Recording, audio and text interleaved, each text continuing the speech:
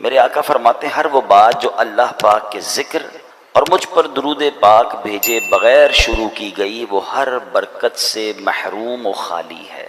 ہمیں کوشش کرنی چاہیے جب بھی کوئی بات کرنے لگیں، کہیں کوئی آپ کی کوئی میٹنگ ہے، اللہ کا کچھ ذکر کر لیں، کچھ درود پاک پڑھ لیں۔ آپ کہیں نیکی کا کام شروع کر رہے ہیں، اللہ اور اس کے رسول کے ذکر سے اس کو شروع کریں، اللہ پاک اس کام میں برکت ڈال دے گا۔ آسان طریقہ کیا ہے؟ ہر نیک اور جائز کام سے پہلے بسم اللہ الرحمن الرحیم پڑھیں، اللہ کا ذکر بھی ہو گیا، ساتھ درود پاک پڑھ لیں، الصلاۃ والسلام علیک یا رسول اللہ۔ اب بسم اللہ شریف اور درود پڑھنے میں دیر کتنی لگی؟ میرا خیال ہے 10 سیکنڈ بھی نہیں لگے، مگر اب اس کام میں برکت آ جائے گی۔ گھر سے نکل رہے ہیں تو اللہ کا ذکر کرتے ہوئے نکلیں، درود پاک پڑھتے ہوئے نکلیں، کاروبار پر جا رہے ہیں درود پاک پڑھتے ہوئے جائیں، اللہ کا ذکر کرتے ہوئے جائیں۔ تو ذکر و درود آپ کی زبان پر اگر جاری ہوگا تو نبی پاک نے کیا فرمایا کہ اگر یہ نہیں کریں گے تو وہ ہر برکت سے محروم و خالی ہوگی۔ چاہتے ہیں کہ برکتیں آئیں، رحمتیں آئیں، اللہ رسول کا ذکر جو ہے وہ اپنی زبان پر جاری کر دیں۔ میرے حضور کے صدقے کلام پاک میں بھی خدا نے بھیجی ہے آیت درود پاک پڑھو، دیا ہے حکم خدا نے یہ اپنے بندوں کو، پڑھو نبی پہ بکثرت درود پاک پڑھو۔ سب اولیاء و مشائخ تمام غوث و قطب یہ کر گئے ہیں نصیحت، درود پاک پڑھو۔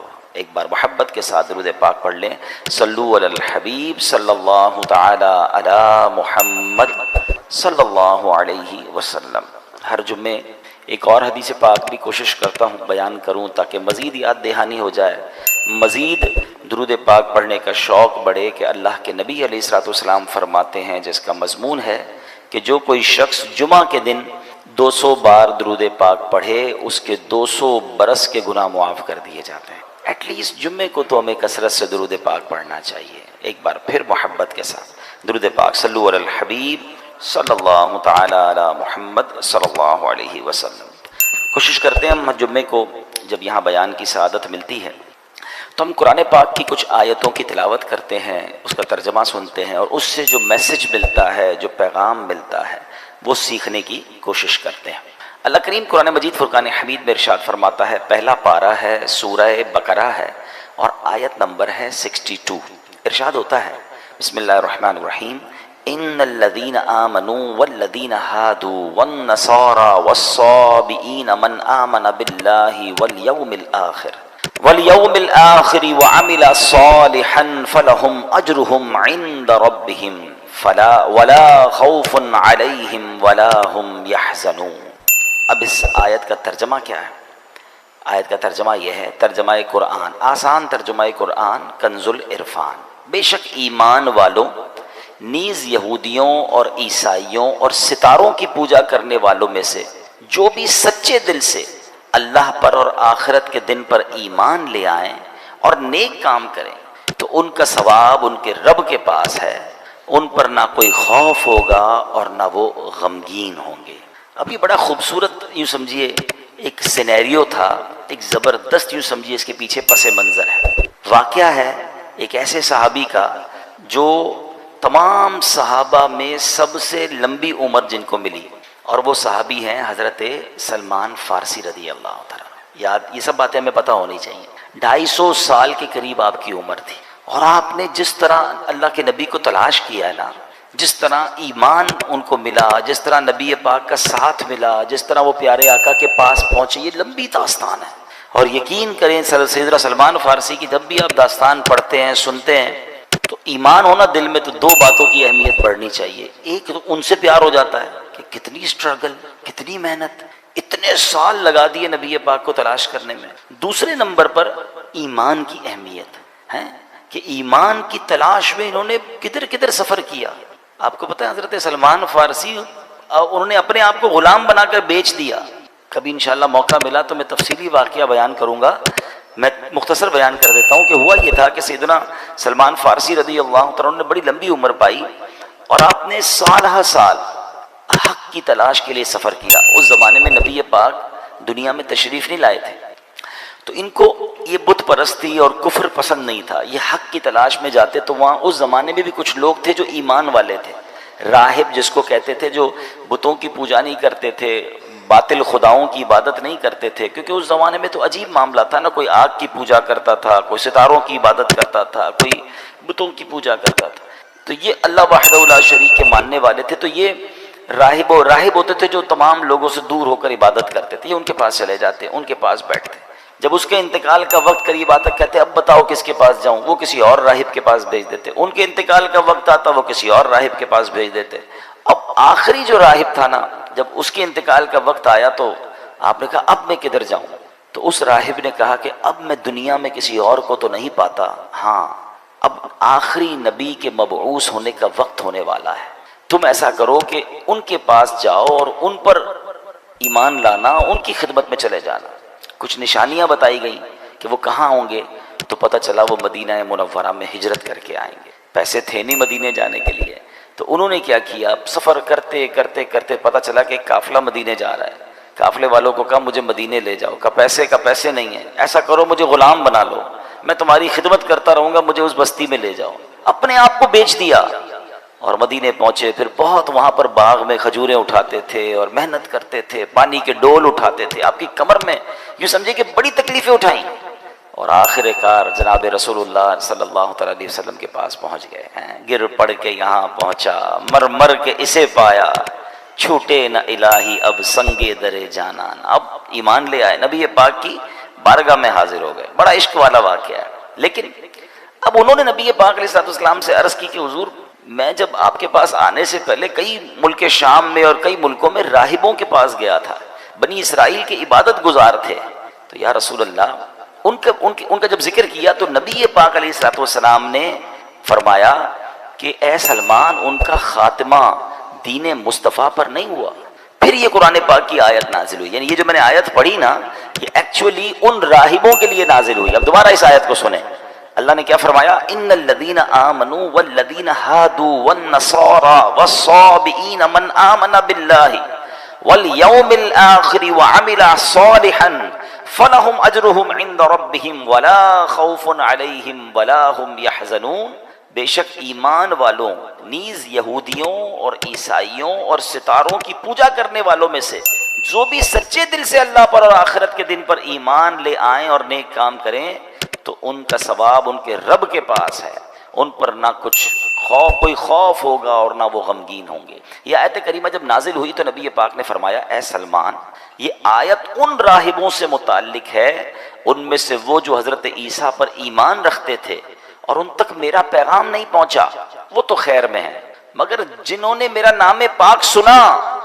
مگر پھر مجھ پر ایمان نہ لائے وہ ہلاک ہو گئے۔ اے میرے پیارے اسلامی بھائیوں، معلوم کیا ہوا، اس آیت سے میسج کیا مل رہا ہے کہ مکی مدنی مصطفیٰ صلی اللہ علیہ وسلم جب دنیا میں تشریف لے آئے نا، اس کے بعد سے قیامت تک کوئی بھی دین، کوئی بھی ہدایت، کوئی بھی نظریہ قابل قبول نہیں ہے، صرف اور صرف دین مصطفیٰ صلی اللہ تعالیٰ علیہ وسلم ہی راہ نجات ہے۔ مومن ان کا کیا ہوا، اللہ اس کا ہو گیا۔ نبی پاک کے دامن کے علاوہ پیارے آقا کی جو کہیں کہ ان کے فٹ اسٹیپ، ان کے نقش قدم، ان کے بتائے ہوئے طریقے کے علاوہ کوئی طریقہ درست نہیں، کیونکہ جو ان کے دامن سے وابستہ ہوگا وہ اللہ کریم کی رحمت کا حقدار ہوگا۔ کیا خوبصورت بات، اعلیٰ حضرت امام اہل سنت لکھتے ہیں مومن ان کا کیا ہوا، اللہ اس کا ہو گیا، کافر ان سے کیا پھرا، اللہ ہی سے پھر گیا، وہ کہ اس در کا ہوا خلق خدا اس کی ہوئی، وہ کہ اس در سے پھرا اللہ اس سے پھر گیا۔ اے میرے پیارے اسلامی بھائیو، یہ ہمیں بات سمجھنی ہے۔ اس آیت کریمہ سے واضح طور پر معلوم ہو گیا، کوئی بنی اسرائیل سے تعلق رکھتا ہو، کوئی تورات کا ماننے کا دعویٰ کرتا ہو، کوئی انجیل پر ایمان رکھنے کا دعویٰ کرتا ہو، غرض کوئی کیسے بلند دعویٰ کیوں نہ کرتا ہو، نجات کس کو ملنی ہے، نجات کی راہ کون سی ہے، وہ دین محمدی یعنی دین اسلام ہے، اس کے سوا نجات کا راستہ نہیں۔ اللہ قرآن مجید میں ارشاد فرماتا ہے وَمَن يَبْتَغِ غَيْرَ الْإِسْلَامِ دِينًا فَلَن يُقْبَلَ مِنْهُ وَهُوَ فِي الْآخِرَةِ مِنَ الْخَاسِرِينَ، اور جو کوئی اسلام کے علاوہ کوئی اور دین چاہے گا تو وہ اس سے ہرگز قبول نہ کیا جائے گا اور وہ آخرت میں نقصان اٹھانے والوں میں سے ہوگا۔ اے میرے پیارے اسلامی بھائیوں، اب واقعہ سنیے گا۔ مشہور صحابی حضرت ابو ہریرہ رضی اللہ تعالیٰ عنہ، ان سے روایت ہے کہ نبی پاک علیہ السلام نے فرمایا روز قیامت اللہ کی بارگاہ میں اعمال پیش ہوں گے، یعنی اعمال بھی اللہ کی بارگاہ، ہم تو پیش ہوں گے، اعمال بھی پیش ہوں گے۔ نماز عرض کرے گی اے اللہ پاک میں نماز ہوں، ارشاد ہوگا تم بھلائی پر ہو۔ پھر صدقہ حاضر ہوگا، اے اللہ میں صدقہ ہوں، ارشاد ہوگا تم بھلائی پر ہو۔ روزے حاضر ہوں گے، یا اللہ میں روزہ ہوں، ارشاد ہوگا تم بھلائی پر ہو۔ اس طرح اعمال پیش ہوتے رہیں گے، آخر میں اسلام پیش ہوگا اور اللہ کی بارگاہ میں عرض کرے گا یا ربی انت السلام و انا الاسلام، اے اللہ تیرا پاک نام سلام ہے اور میں اسلام ہوں۔ ارشاد فرمائے گا انک علی خیر بک الیوم آخذ و بک اعطی، بے شک تو بھلائی پر ہے اے اسلام، آج جس کی بھی پکڑ ہوگی تیری ہی سبب سے ہوگی، یعنی جس نے تیرا انکار کیا ہوگا اس کی پکڑ ہوگی، اور جس کو جو عطا ہوگا وہ تیری ہی بدولت ہوگا۔ اس کا مطلب جس نے اسلام تھاما ہوگا وہ بخشا جائے گا، اور جو اسلام کا انکاری ہوگا وہ قیامت کے دن مارا جائے گا، پکڑا جائے گا۔ میرا یہ بیان چونکہ پوری دنیا میں سنا جاتا ہے، ابھی بھی سن رہے ہوتے ہیں، بعد میں بھی لوگ سنتے ہیں، اگر میرا کوئی ایسا ویور ہے جو مسلمان نہیں ہے، جو اللہ کو، اس کے حبیب علیہ الصلوۃ والسلام کو ماننے والا نہیں ہے، آج قرآن کی آیتوں کے ذریعے میں آپ سے عرض کر رہا ہوں، ایک ہی دین جو اللہ کی بارگاہ میں مقبول ہے، نبی پاک کے آنے کے بعد اب کوئی راہ نجات نہیں ہے، آپ اسلام میں داخل ہو جائیں، اللہ آپ کو اسلام پر استقامت دے، ہم جو ایمان والے ہیں اللہ ہمیں بھی ایمان پر استقامت دے، کہ ایمان ہی راہ نجات ہے۔ اب ذرا سنیے گا، کچھ لوگ آج بھی، اب اصل پرابلم یہ کہ علم تو ہے نہیں، سب دیکھنا ہے، سب پڑھنا ہے، سب کی جناب اندر جانا ہے، یہ ہمارا کام نہیں ہے۔ حضرت موسیٰ علیہ السلام پر کون سی کتاب نازل ہوئی تھی؟ تورات شریف، ٹھیک ہے۔ کس کی بات کر رہا ہوں؟ حضرت فاروق اعظم، حضرت عمر فاروق کیسی ہستی ہیں جن کے بارے میں نبی پاک فرماتے میرے بعد اگر کوئی نبی ہوتا تو عمر ہوتا۔ ان کا واقعہ سنیے۔ ایک بار نبی پاک کا دربار تھا، حضرت عمر آئے، ہاتھ میں تورات شریف تھی۔ حضرت عمر نے نبی پاک کے پاس بیٹھ کر تورات پڑھنا شروع کر دی۔ توجہ پیارے آقا علیہ الصلوۃ والسلام کی طرف نہیں گئی بلکہ تورات پڑھنا شروع۔ جیسے جیسے آپ تورات پڑھتے جاتے تھے نا، میرے آقا کے چہرے کا رنگ بدلتا گیا، جلال شریف، نبی پاک کے چہرے پر جلال کی وجہ سے رنگ بدلتا گیا۔ حضرت ابوبکر صدیق نے حضرت عمر کو روکا، اے عمر نبی پاک کا چہرہ تو دیکھو، پیارے آقا کے چہرے کو تو دیکھو۔ حضرت عمر نے جیسے ہی نبی پاک کے چہرے کی طرف دیکھا تو جلال کی کیفیت، فوراً تورات شریف بند کیا، نبی پاک سے معافی کے طلبگار ہوئے۔ اب سنو اللہ کے حبیب علیہ الصلوۃ والسلام نے کیا فرمایا۔ فرمایا اس ذات کی قسم جس کے قبضہ قدرت میں میری جان ہے، اگر حضرت موسیٰ بھی خود ظاہری زندگی کے ساتھ دوبارہ دنیا میں تشریف لے آئیں، تم مجھے چھوڑ کر ان کی پیروی کرو گے تو سیدھے راستے سے بھٹک جاؤ گے۔ اگر اب حضرت موسیٰ ظاہری زندگی کے طور پر واپس آ جائیں تو وہ بھی ضرور میری ہی پیروی اختیار کریں گے۔ یہ کیسا پیغام ہے، یہ کیسا میسج تھا، اللہ اکبر، کیا خوبصورت بات۔ اعلیٰ حضرت لکھتے ہیں نا، خلق سے اولیاء، اولیاء سے رسول، اور رسولوں سے اعلیٰ ہمارا نبی، ملک کونین میں انبیاء تاجدار، تاجداروں کا آقا ہمارا نبی۔ اب اس واقعے سے مجھے اور آپ کو کیا سیکھنا ہے؟ تورات شریف تو آسمانی کتاب ہے نا، ایک عرصے تک تو معیار ہدایت یہی کتاب رہی، صدیوں تک اس پر عمل کرنے والے نجات پاتے رہے۔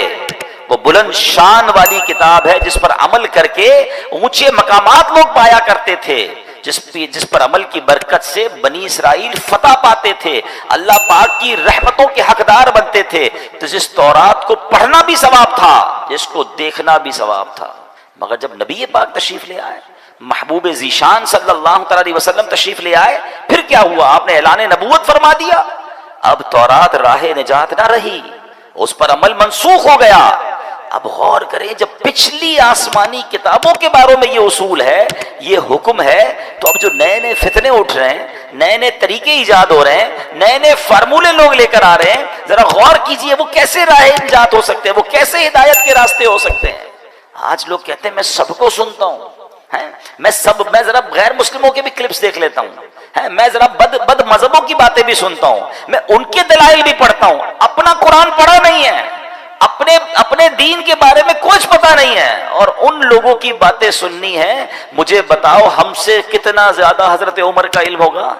حضرت عمر کو تورات پڑھنے سے نبی پاک نے روک دیا جو کہ آسمانی کتاب ہے، اور ہم جناب جن کے پاس علم نام کی کوئی چیز نہیں، اپنے دین کے بارے میں مضبوطی نہیں، اور غیر مسلموں کی باتیں سنیں گے، بد مذہبوں کی باتیں۔ کوئی بات دل میں بیٹھ گئی تو ایک بات یاد رکھیے گا، یہ ضرور اللہ کا مجھ پر اور آپ پر احسان ہے کہ ہمیں بن مانگے ایمان دیا ہے، ہم نے اسٹرگل نہیں کی۔ حضرت سلمان فارسی کو دیکھو یار، میں نے آپ کو بہت شارٹ میں واقعہ سنا، اب میں واقعہ پورا سناؤں رونے لگ جاؤ گے، کہ اس اللہ کے بندے نے ایمان حاصل کرنے کے لیے، نبی پاک کو تلاش کرنے کے لیے کیا کیا کیا، اپنا آپ بیچ دیا۔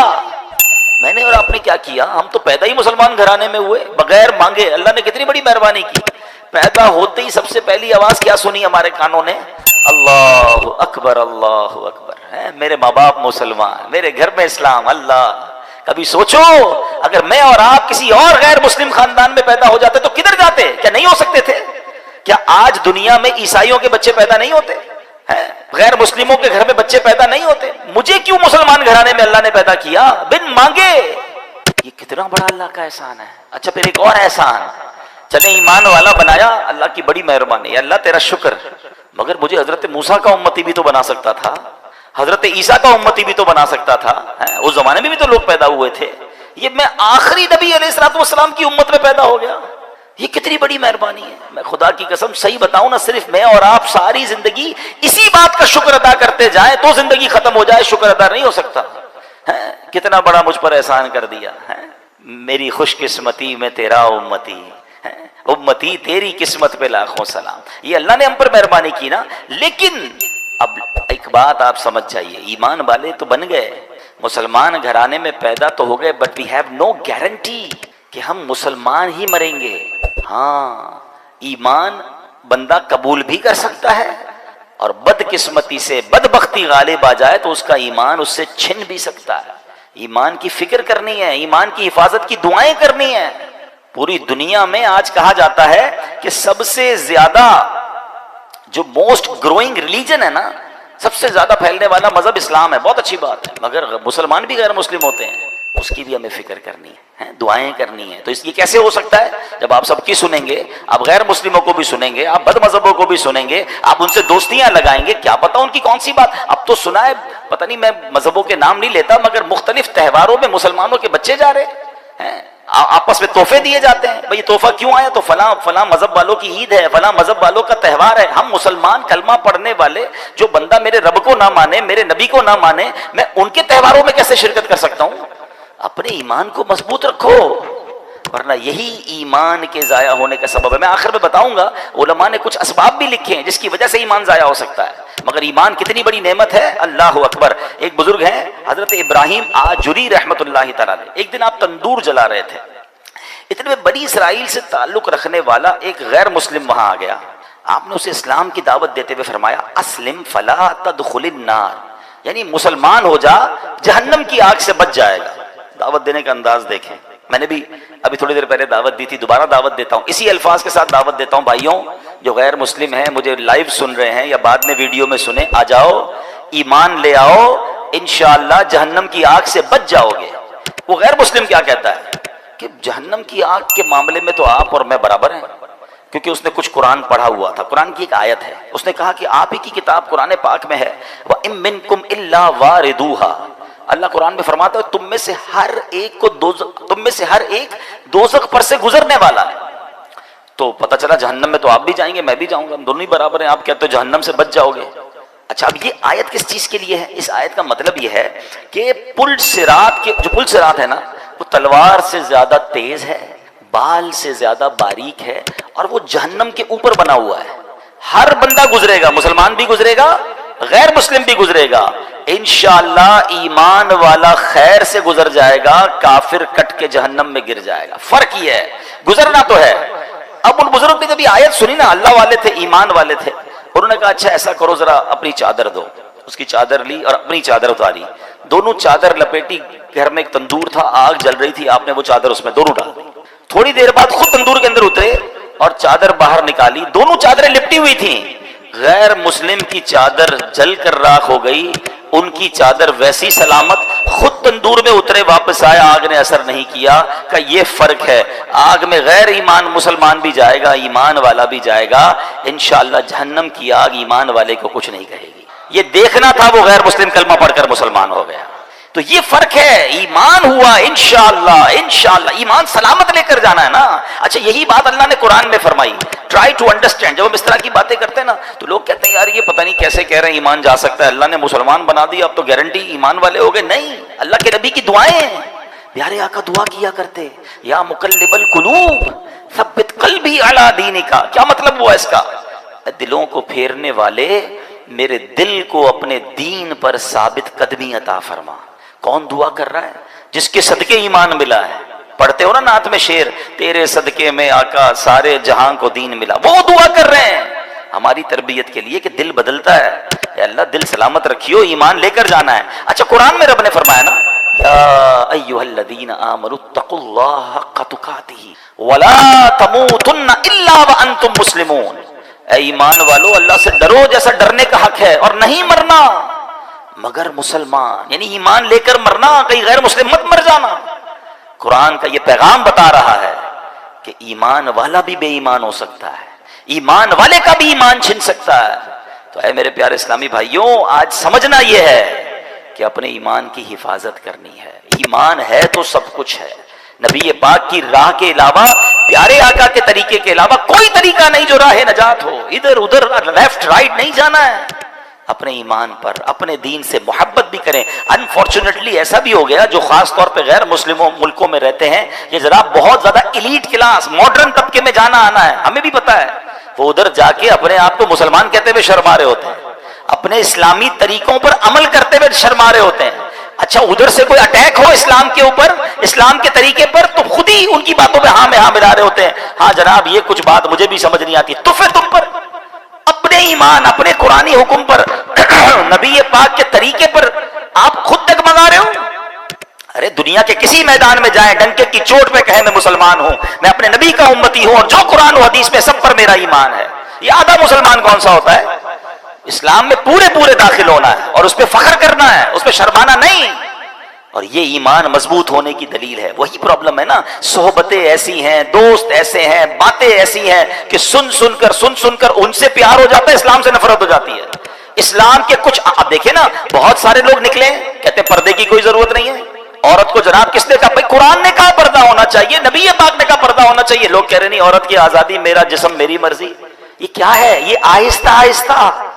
ہم نہیں کہتے عورتوں کے ساتھ ظلم. اسلام جتنا عورتوں کے حقوق بیان کرتا ہے دنیا میں کون بیان کرتا ہے؟ ماں کے قدموں تلے جنت ہے. بہن کے حقوق بیان کیے، بیوی کے حقوق بیان کیے، بلکہ نبی پاک نے تو یہاں تک فرمایا تم میں بہترین وہ ہے جو اپنی گھر کی عورتوں کے ساتھ بہترین ہے. اس سے زیادہ کون سا مذہب عورتوں کے حقوق بیان کرتا ہے کہ ہمیں کہتے ہیں عورتوں کے ساتھ اچھے سلوک کرنا ہے، اسلام سکھاتا ہے. مگر یہاں یہ پرابلم نہیں ہے. یہاں ایکچولی آہستہ آہستہ اسلام دل سے نکالنا ہے، قرآن دل سے نکالنا ہے. حدیث یہ ایک بات نہیں، ایسی بہت ساری باتیں آئیں گی، آپ پڑھتے جائیں. یا کچھ آتے ہیں دانشور کے نام پر جو ٹی وی پہ آئیں گے، سوشل میڈیا پہ آئیں گے اور آپ کو سمجھائیں گے کہ قرآن کی یہ بات ٹھیک نہیں ہے، اس پہ عمل نہیں کرنا چاہیے، اس کا مطلب تو کچھ اور ہے. یہ پلاننگز ہیں. اور قرآن نے کیا کہا کہ اللہ اور اس کے رسول کے پر جو ایمان لائے گا، اللہ پر جو ایمان لائے گا وہی نجات پانا ہے، اس کے علاوہ نجات نہیں ہے. اے میرے پیارے اسلامی بھائیو، اگر ہمیں بچنا ہے جہنم کی آگ سے، ہمیں بچنا ہے آخرت کے عذاب سے، تو اپنے ایمان کی حفاظت کرنی ہے. ایک بار نبی پاک علیہ الصلوۃ والسلام، دیکھیں پیارے آقا کی کیا شان. اس زمانے میں نبی پاک نے سمجھایا، ایسا لگتا ہے یہ آج کے لیے کیسی پیاری بات ہے. پیارے آقا نے ایک سیدھی لکیر کھینچی، پھر ایک رائٹ سائڈ پہ لکیر کھینچی، اور پھر لیفٹ سائڈ پہ خط لکیریں بنائی، اور پھر درمیان والی لکیر پر ہاتھ رکھ کر کیا فرمایا؟ دائیں بائیں والی لکیروں پر فرمایا ہذہ سبل الشیطان، یہ شیطان کے راستے ہیں. اور درمیان والی لکیر پر فرمایا وَأَنَّ هَذِهِ صِرَاطِي مُسْتَقِيمًا فَاتَّبِعُوهُ، اور یہ کہ یہ میرا سیدھا راستہ ہے تو اس پر چلو. قرآن کی آیت تلاوت کر کے سمجھایا کہ سیدھا راستہ اللہ اور اس کے رسول کا راستہ ہے، دائیں بائیں یہ عجیب عجیب راستے آتے رہیں گے جس سے اپنا ایمان بچانا ہے. سیدی اعلیٰ حضرت نے تو بہت پہلے لکھا تھا، فرماتے ہیں جان دے دو وعدہ دیدار پر، نقد اپنا دام ہو ہی جائے گا، سائلو دامن سخی کا تھام لو، کچھ نہ کچھ انعام ہو ہی جائے گا، مفلسوں ان کی گلی میں جا پڑو، باغ خلد اکرام ہو ہی جائے گا. اور فرمایا سونا جنگل رات اندھیری چھائی بدلی کالی ہے، سونے والو جاگتے رہیو چوروں کی رکھوالی ہے. یعنی دین سکھانے کے نام پر لوگ آ کر ایمان پر حملے کر رہے ہوتے ہیں. اللہ کرے کہ یہ بات ہمیں سمجھ آ جائے اور ہم اپنے دین سے بے پناہ محبت کرنے والے بن جائیں. میں انشاءاللہ آج آپ کو کچھ وظائف بھی بتا کر جاؤں گا، مگر ایک بڑا دل خراش واقعہ جس سے یہ احساس ہوگا کہ ایمان کیسے شیطان چھین لیتا ہے. امام ابو محمد رحمۃ اللہ تعالی علیہ فرماتے 3 عبادت گزار لوگ تھے، زاہد تھے، حج پر گئے. اور جاتے جاتے راستے میں غیر مسلموں کی بستی میں قیام کیا. اب ان تینوں میں سے ایک کی نظر ایک غیر مسلم لڑکی پر پڑی جو بڑی خوبصورت تھی. اس اوس کی طرف اس کا دل مائل ہو گیا. پہلے کے زمانے میں قافلے اونٹوں پر گھوڑوں پر بہت لمبا سفر ہوتا تھا. اب صبح ہوئی تو سفر کا وقت ہے. اس نے کہا دونوں کو تم جاؤ میں ذرا پیچھے آتا ہوں. وہ دونوں تو حج پہ روانہ ہو گئے. یہ بندہ اسی بستی میں رک گیا. اس عورت کی طرف اس کا دل آ گیا. عورت سے اس نے بات کی کہ میں تم سے شادی کرنا چاہتا ہوں. تو عورت نے کہا کہ میرے والد سے بات کرو. والد کے پاس گیا. والد نے کہا اس کا مہر دو. کہا مہر کیا ہے؟ کہا مہر بہت بھاری ہے. کہا بتائیے میں مہر دے دوں گا. کہا مہر یہ ہے کہ تم غیر مسلم ہو جاؤ, تم اسلام چھوڑ دو. اس بدبخت نے اس لڑکی کے عشق کے چکر میں اپنا دین چھوڑ دیا جو عبادت گزار تھا, حج کو جا رہا تھا. ٹرائی ٹو انڈرسٹینڈ کدھر جا کر ایمان گیا اس کا. حج کے راستے میں شیطان نے ایسا حملہ کیا کہ وہ غیر مسلم ہو گیا. اچھا وہ شادی بھی ہو گئی. اب وہ دوست حج کر کے واپس اسی راستے سے آئے کہ وہ دوست کدھر رہ گیا, حج پہ ہی نہیں آیا. واپس آئے ڈھونڈتے ڈھونڈتے پتا چلا کہ وہ بندہ تو غیر مسلم ہو گیا تھا مگر اس دوران اس کا انتقال بھی ہو گیا. یعنی بے ایمانی کی موت مرا. اس کی بیوی کو تلاش کیا. بیوی کو کہا قبر تو دکھاؤ. قبر پر گئے. وہاں دیکھا تو 2 بچے بھی تھے, اس کی بیوی تھی, سب رو رہے تھے. تو بیوی سے جب داستان سنی تو یہ بھی 2 دوست تھے, رونے لگے کہ ایسا ہو گیا, اس کا ایمان ہی چلا گیا, بے ایمان مر گیا. عورت نے پتہ کیا بتایا؟ تو عورت نے کہا آپ کیوں رو رہے ہیں؟ کہا ہم اس کی عبادت کے گواہ ہیں, اس کے زہد اور تقوی کے گواہ ہیں. یہ بڑا نیک تھا, بڑا عبادت گزار تھا, ہمیں افسوس یہ اس کا ایمان چلا گیا.